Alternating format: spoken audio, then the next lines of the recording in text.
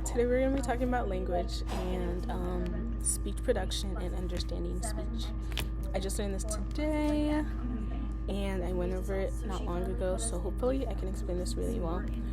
Okay, so when we talk about language in the brain, before we begin, I guess, this is very, very, very basic language in the brain. We don't talk about any receptors or auditory receptors or pathway signals that are sent, blah, blah, blah. We don't talk about that. Just very basic, brush over. So when we talk about language in the brain, there are two major parts that are very important, at least that I covered in class.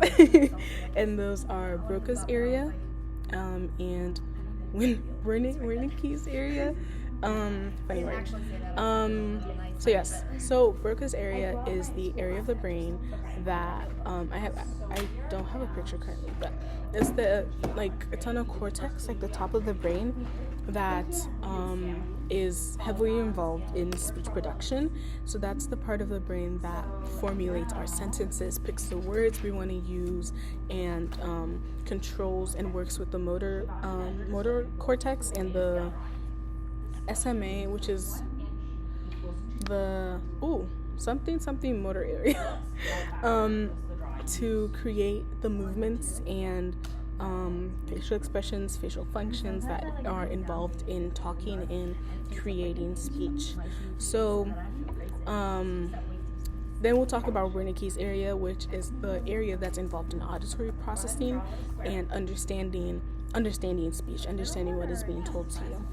So when we talk about language and talking and speaking and understanding language, what's being said to you and what you want to say, there's kind of a process to it that involves you thinking about what you want to say. That's kind of how it starts. You're like, okay, I'm going to tell my friend about my spring break.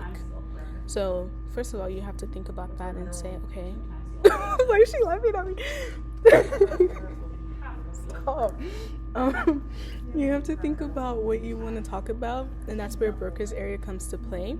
It basically picks out the correct words for you to use that are meaningful, not just like conjunction words like but, and, is, whatever also, but it'll pick out words like spring break was fun, I did this, or like more specifically, I went shopping, or I slept a lot. Those meaningful content words is what Broca's area picks out for you.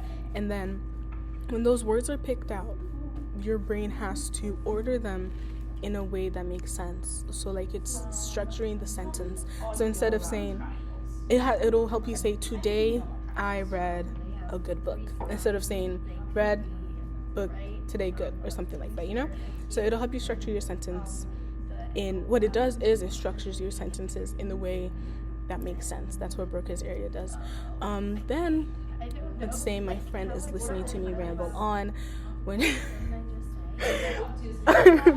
so when she does that, her brain is also working to understand what I'm saying to her, and that's Wernicke's area. It is the area that works with the primary auditory cortex, which takes in language and processes it. So basically, as I'm talking, you're hearing me, and your brain is taking in those words and breaking it down into like the smallest units of language. I think they're called phonemes or something like that. And it breaks it down, and then it processes that information. So like when I say vacation, your brain automatically picks up in it like, ooh, sun, I don't know, beach or something, you know, something nice. And that's Wernicke's area in the brain. So let's see, different parts of the brain. There are many parts of the brain that play a role in speech and language production and understanding. It's not just these two areas, but there's part of the temporal lobe, which is auditory hearing. I'm putting this because it's on this side, not just your ears, but it's actually like on the side of your brain. Then there's a primary motor cortex, which is involved in your facial movements and your lips moving, your tongue moving to pronounce and articulate words. That's Broca's area as well. And yeah, so when people have strokes, some people who have strokes, and usually that it ends up in some type of language impairment where like they can't speak anymore, or they can't speak properly anymore, and that is because a certain part of their brain has been damaged or is completely dead. For example, someone who has a stroke and their Broca's area in their brain ends up dying. That means they can no longer, if they can speak at all, it'll mean they can no longer structure their sentences properly. They might not be able to pick out the words that they need to fulfill a sentence as they should. It's kind of like that. The way my professor explained it was like, it's like you're thinking of a word and it's kind of like at the tip of your tongue, and you just for some reason cannot get to it. That's what Broca's area is. And it's kind of horrible because imagine if that was your daily life. It's like every day you literally can't think of what you want to say. Like you know what you're trying to say, but you can't think of the words to explain it properly. And if you do, you don't really use conjunctions anymore. You're just mainly focusing on your content words, which in hindsight is kind of nice because it does it gets you to the point of what you're trying to say, but you struggle. I think, I cannot remember the words, but you'll struggle putting your sentences together, struggle with picking out the words you want to say. But people, it's called Broca's aphasia. People who struggle with it can still write, pretty well, decently well, depending on how well they train themselves to in the future. And they can speak and they can understand you. That's also important. They can understand what you're saying and they can respond to you using like content words and things like that.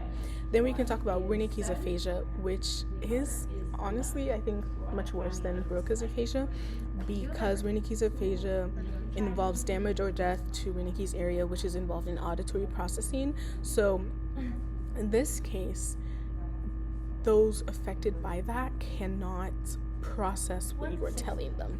So they'll hear you, but they won't understand what you're saying.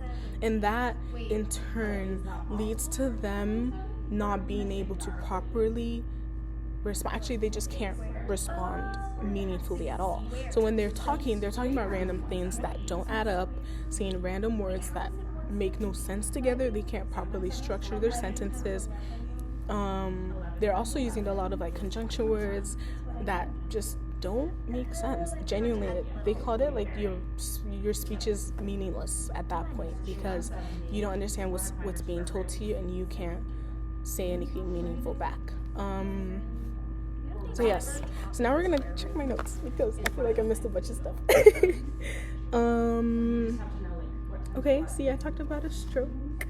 I talked about Broca's area, speech production, the cortex, Wernicke's area. Okay, look, the words. So Broca's aphasia leads to agrammatism, which is like putting the words in different order.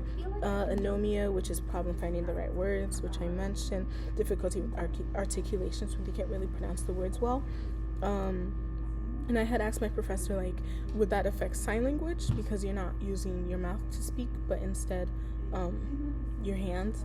And he said yes, that even when you use sign language to communicate, it's still the same areas of the brain working. So although it doesn't affect your motor cortexes, it does affect the area of the brain that is involved in language processing. Let me talk about Wernicke's aphasia. It is they use conjunctions but not content words. They also can't write things and they're not aware that what they're saying doesn't make sense. So like with Broca's aphasia, they know what you're saying to them. No, they know what they're trying to say. They know what you're asking them. They can communicate and they're aware that, okay, yes, I am not able to fully articulate what I'm saying. With Wernicke's aphasia, they don't know what is going on. Like, bro, it's looking sad. Yeah, it's like, yeah. Did I explain it well then? Have you like, okay. I was nodding the whole time. Oh, okay, cool. Yeah, okay, awesome. Yes, and yeah, I think that's it. Ask me questions if you don't understand and I will help you. And then we'll have a different topic for tomorrow because I'm done for tonight.